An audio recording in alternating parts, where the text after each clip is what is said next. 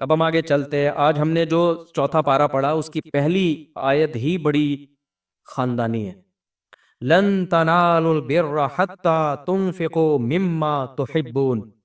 اللہ کہتے ہیں تم نیکی کی حقیقت کو اس وقت تک نہیں پہنچ سکتے جب تک محبوب چیز اللہ کی راہ میں صدقہ نہ کرو. آج صدقے خیرات تو ہم کرتے ہیں، لیکن اتنا کرتے ہیں کہ دل میں تکلیف نہ ہو. تو کبھی کبھار ایسا صدقہ کر دینا چاہیے کہ دل پہ تھوڑے سے آرے چل رہے ہو. تو اللہ کہتے ہیں نیکی کی حقیقت تو تب پتہ چلے گا کہ تم اللہ پر ایمان رکھتے ہو. تو کبھی کبھار، میں نہیں کہہ رہا ہمیشہ کرتے رہیں، اس سے تو ایسا نہ ہو ہارٹ اٹیک سے مر ہی نہ جائیں بھائی. اللہ اپنی محبت کے دعوے کو دلیل کے بغیر قبول نہیں کرتا، دلیل کے بغیر قبول نہیں کرتا. تو آرے تھوڑا سا گھسائی ہونی چاہیے دل کی. ہمارے حضرت ایک شعر پڑھا کرتے تھے، آئینہ بنتا ہے رگڑے لاکھ جب کھاتا ہے دل، کچھ نہ پوچھو دل بڑی مشکل سے بن پاتا ہے دل. دل پہ جب رگڑے لگتے ہیں نا قربانی کے، تو پھر دل میں اللہ کی محبت کے انوار پیدا ہوتے ہیں. تو ہمت کر کے نا کبھی کچھ بڑی رقم بھی صدقہ کر دیا کریں. صحابہ تو بہت آگے جا چکے تھے. ابو طلحہ انصاری رضی اللہ تعالی عنہ نبی کی خدمت میں آئے، عرض کیا یا رسول اللہ، اللہ نے کہا ہے کہ محبوب چیز صدقہ کرو گے تو پھر فائدہ ہے، پھر نیکی ہے. تو مجھے سب سے زیادہ محبوب میرے باغ ہے. وہ پراپرٹی تھی ان کی. باغ اس زمانے میں ایسا جیسے بحریہ ٹاؤن میں بنگلہ، آپ نے ساری زندگی محنت کر کے کمایا ہو. تو یا رسول اللہ میں چاہتا ہوں اپنا باغ اللہ کی راہ میں. دنیا مسافر خانہ ہے نا، کوئی بات نہیں. آپ نے فرمایا بخن بخن واہ واہ ذا کا مال رابع، تو بڑا قیمتی مال ہے. اتنا بڑا باغ، پراپرٹی، پھلدار باغ، وہ صدقہ کر رہے ہو. اس کی ویلیو بنگلے سے زیادہ تھی کیونکہ وہ سورس آف انکم تھا. سمجھتے ہو گے نہیں سمجھتے؟ میں نہیں کہہ رہا کہ آپ ایسا کریں، کیونکہ اگر کل آزمائش آئی تو پھر مجھے بھی برا بھلا کہو گے اور اللہ میاں کو بھی کہنا شروع کر دو گے. تو اس لیے علماء کہتے ہیں اتنے تقوی کرو جتنا افورڈ کر سکتے. تو یہ تو ترغیب کے لیے، تقوی تو 100% اختیار کرنا ہے، یہ تو تقوی سے اوپر کی چیز ہے نا. تو ترغیب کے لیے تو ہے نا کہ صحابہ تو کہاں پہنچ گئے تھے بھائی، تو ہم کچھ تو کریں نا یار. کبھی زندگی میں کوئی پلاٹ ہم نے اللہ کے لیے ہبہ کیا، ہم نے کبھی زندگی میں ہم نے کوئی بڑا اماؤنٹ نکالا؟ اچھا ہم تو بڑا اماؤنٹ نکالیں تو بھی دل پہ آرے نہ چلیں. یہ اماؤنٹ ہم شادی بیاہ کے موقع پہ اڑاتے رہتے ہیں. دیکھا ہوگا آپ نے، ولیموں پہ اڑا دیا اتنا پیسہ، شادی بیاہ پہ اڑا دیا اتنا پیسہ، ذرا ذرا سی تقریبات پر اتنا پیسہ اڑا دیا. یار کم از کم اتنا پیسہ کبھی اللہ کو خوش کرنے کے لیے بھی اڑایا کرو نا. ہاں اڑانا کہاں ہے یہ بڑا مسئلہ ہے. لوگ بعض دفعہ بڑا اماؤنٹ خرچ کرتے ہیں، غلط جگہ پہ کر دیتے ہیں. تو جب آپ خرچ کرو، ہم نے اپنے علماء سے سنا ہے کہ صدقہ خیرات بھی بہت سوچ سمجھ کے کرنا چاہیے. اللہ کی نعمت کو ضائع مت کرو، مستحق سے مستحق کو تلاش کرو. اگر دینی مدرسے میں دینا ہے تو دیکھو کہ اس دینی مدرسے کا محتمم 2 نمبر تو نہیں ہے. ایسا تو نہیں کہ یہ مدرسے کی 4 دیواری کے نام پہ نوٹ چھاپنے کی مشین لگائی ہوئی ہے اس لیے. کیونکہ میں نے دیکھا ہے کوئی بھی داڑھی ٹوپی ویسٹ کوٹ میں آئے گا، 4 یتیم بچے اس نے جمع کر لیے، آ کے دکھائے گا تو لوگ چیک کاٹ کاٹ کے دے رہے ہوتے. یہ 10 لاکھ، یہ 20 لاکھ، یہ 1 کروڑ. دھندا بنایا ہوا ہے لوگوں نے بھائی یہ کمانے کا.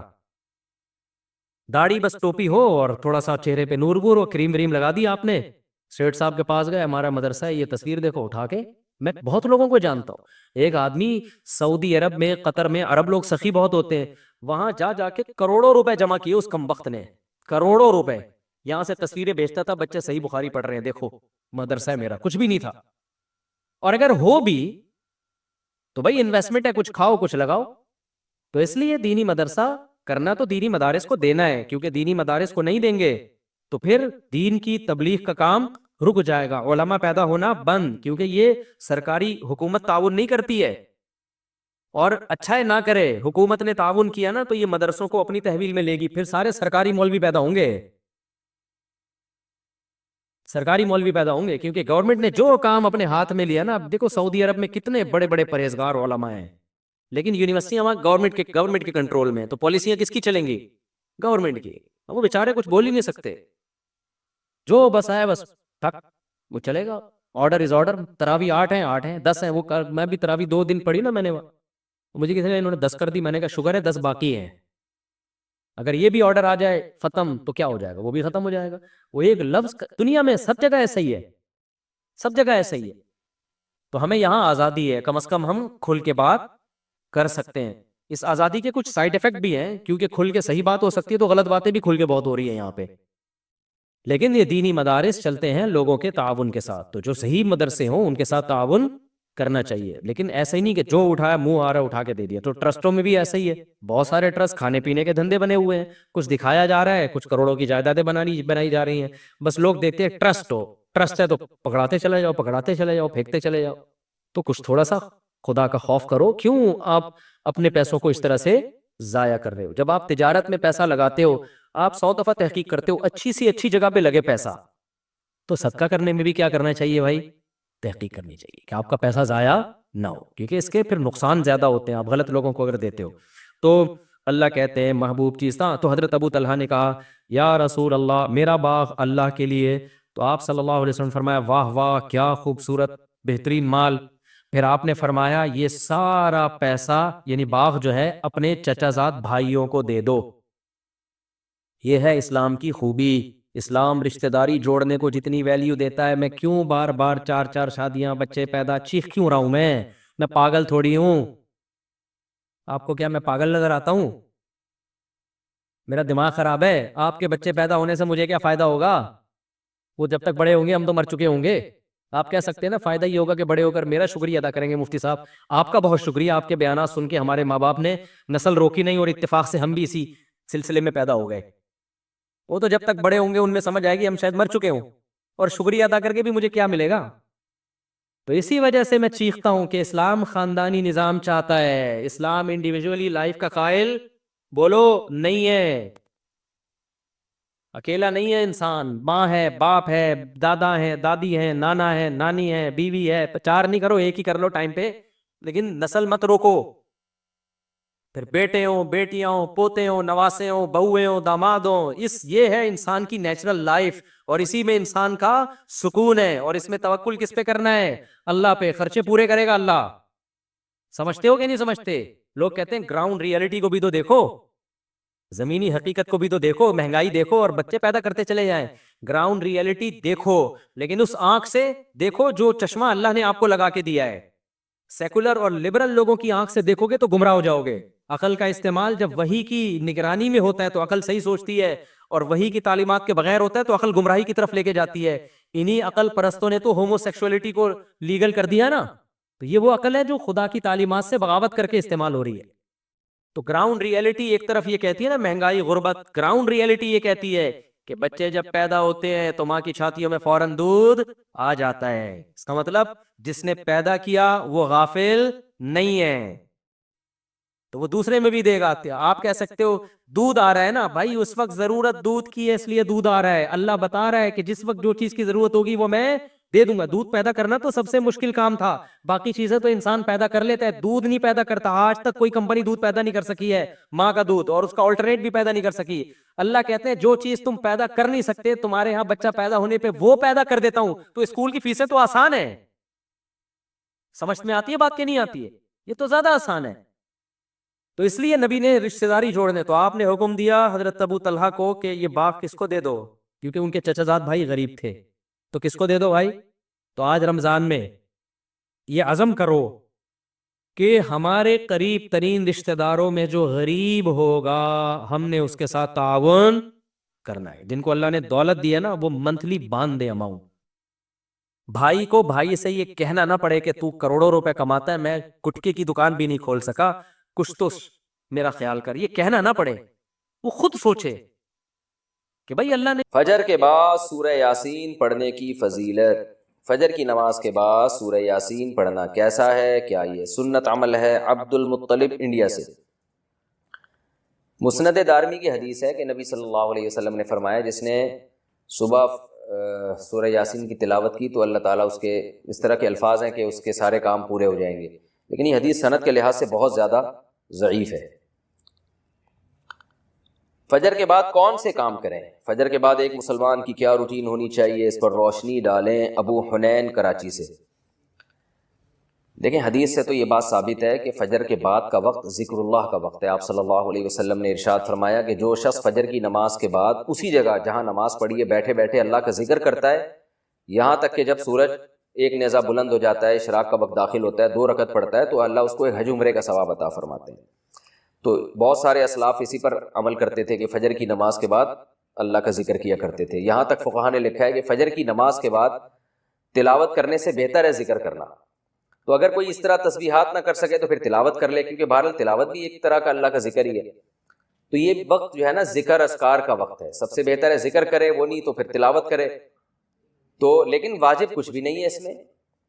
تو اگر آپ فجر سے پہلے کر لیں ذکر، فجر سے پہلے کر لیں تلاوت تو بھی جائز ہے۔ تو شریعت میں آپ کو اس کا اختیار دیا ہے، لیکن فجر کے بعد سونا فوراً، یہ بہرحال شریعت میں ناجائز حرام نہ بھی ہو لیکن ناپسندیدہ ہے، بہت سارے اسلاف سے اس کی کراہت منقول ہے۔ تو اگر کوئی مجبور ہو تو ایک الگ بات ہے، جیسے کسی کو رات کو نیند ہی نہ آئی ہو اور اس نے صبح 8 بجے کہیں جانا ہے، اب وہ اگر فجر کے بعد نہیں سوئے گا تو وہ آگے نیند پوری نہیں ہوگی، مسائل کھڑے ہوں گے، تو وہ الگ بات ہے، وہ سو جائے۔ لیکن نارملی فجر کے بعد سونے کا معمول بنا لینا یا بلا ضرورت یہ کام کرنا شریعت میں پسندیدہ نہیں ہے۔ بہت سارے اسلاف نے اس کو ناپسند کیا ہے، کیونکہ مبارک وقت ہے، اللہ اللہ کرنے کا وقت ہے، کچھ نہیں آپ کرتے، ایکسرسائز کر لیں اس وقت، صبح واک کر لیں جا کے، اچھی ہوا ہے، تازہ ہوا ملے گی آپ کو، جاگنگ کر لیں اس وقت جا کے، پورا دن آپ کا اچھا گزرے گا۔ تو یہ اس قسم کی ایکٹیویٹیز کرنی چاہیے۔ اور دوسری بات نبی صلی اللہ علیہ وسلم نے فرمایا بورک لامتی فی بکورہا، اللہ تعالیٰ نے میری امت کے کاموں میں برکت رکھی ہے صبح کے وقتوں میں۔ تو جتنے بھی کام جو صبح کے وقت میں کیے جائیں اس میں اللہ نے برکت بہت رکھی ہے۔ تو اس میں ایکسرسائز بھی کی جا سکتی ہے، اس میں پڑھا بھی جا سکتا ہے، کاروبار بھی کیا جا سکتا ہے۔ لوگ کہتے ہیں ہم اس وقت کاروبار کیسے کریں، دکانیں بند ہوتی ہیں، تو بھائی کاروبار کی پلاننگ کر رہے ہیں اس وقت بیٹھ کے آپ، ٹھیک ہے، دکان نہ کھولیں، کوئی ہے ہی نہیں کسٹمر، آپ کراچی میں تو آپ صبح اگر بیٹھیں گے دکان کھول کے بندہ بھی نہیں ملے گا۔ لیکن ہمارے ایک دوست نے ایسا کیا، دوست تو نہیں جاننے والے تھے، انہوں نے کیا کیا، انہوں نے کہا کہ میں فجر کے بعد دکان کھولوں گا، تو اعلان کر دیا کہ جو کسٹمر فجر کے بعد آئے گا خصوصی ڈسکاؤنٹ ہوگا ان کے ساتھ۔ تو اس میں لوگ اس بہانے جلدی جلدی جانے لگے، تو وہ ان کا اتنا رش ہو گیا کہ ان کا اس طرح سے کاروبار میں جو نقصان ہو سکتا تھا اس کی تلافی اس طرح سے ہو گئی۔ تو بہت سارے طریقے، انسان جب کھوپڑی استعمال کرتا ہے تو طریقے سامنے آتے ہیں، اور کھوپڑی استعمال بھی فجر کے بعد بہت اچھے طریقے سے ہو جاتی ہے، بلکہ سردیوں میں تو فجر سے پہلے آپ کو کھوپڑی استعمال کرنا شروع کر دینی چاہیے، کیونکہ سردیوں میں راتیں بہت لمبی ہوتی ہیں۔ تو یہ وقت جو ہے نا انسان کا دماغ بہت فریش ہوتا ہے اور اس وقت بہت اچھا سوچ سکتا ہے، پلاننگ بہت اچھی کر سکتا ہے۔ تو یہ کام فجر کے بعد یا فجر سے پہلے یا فجر کے بعد یہ کام کرنے چاہیے۔ سورہ یاسین قرآن پاک کا دل کیوں، سورہ یاسین کو قرآن پاک کا دل کیوں کہا جاتا ہے، اس کی کیا وجہ ہے؟ شمائلہ سبی سے شمائلہ صاحبہ نے پوچھا ہے۔ جی یہ بھی پوچھا تھا بیچاری خاتون نے، رمضان سے 2 مہینے پہلے پوچھا ہوگا، جواب اب مل رہے ہیں ان کو۔ جی سورہ یاسین کو قرآن پاک کا دل کہا گیا ہے، جس حدیث میں، ترمذی کی حدیث ہے، امام ترمذی نے اس حدیث میں لکھا ہے کہ یہ حدیث غریب ہے، لیکن دیگر جو محققین ہیں انہوں نے اس حدیث کو بالکل ضعیف قرار دیا ہے، اور بعض نے تو بالکل موضوع قرار دیا۔ تو موضوع قرار دینے والی بات تو تھوڑی مبالغہ لگتی ہے، لیکن ضعیف بہرحال یہ حدیث ہے جس میں آتا ہے کہ سورہ یاسین قرآن کا دل ہے، اور ضعیف بھی بہت زیادہ ضعیف حدیث ہے۔ تو اب جب کوئی کسی چیز کی فضیلت میں ضعیف حدیث ہوگی تو پھر اس میں علماء کی 2 رائے ہیں۔ بعض علماء کہتے ہیں کہ اس سے کوئی شرعی مسئلہ تو ثابت ہو نہیں رہا، لہذا اس حدیث کو بیان کرنے میں کوئی حرج نہیں ہے، فضائل میں ضعیف حدیث بیان کی جا سکتی ہے۔ اور بعض علماء کا موقف ہے کہ نہیں بھائی، فضائل کے باب میں بھی احتیاط کرتے ہیں کہ یہ حدیث صحیح ہی ہونی چاہیے۔ تو اس میں ہمارے ہاں نا غلو بہت ہے۔ بعض لوگ کیا کہتے ہیں، کسی نے سورہ یاسین کی فضیلت میں ضعیف حدیث سنا دی تو بعض لوگ ان کے خلاف کلپ بنا کے ڈال دیتے ہیں، یہ دیکھو ان کو تو پتہ ہی نہیں حدیث ضعیف ہے اور نبی پر بہتان باندھ رہے ہیں، اور دیکھو ان کے پاس علم نہیں ہے۔ تو یہ بھی جہالت کی بات ہے، ضعیف حدیث اور موضوع میں فرق ہوتا ہے۔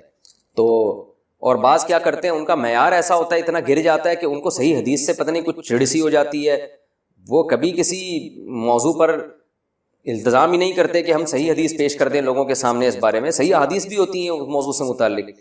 تو اس لیے اعتدال کی رائے یہی ہے کہ آپ کا جو موقف ہے آپ وہ بیان کر دیں اور دوسرے پہ طنز نہ کریں آپ۔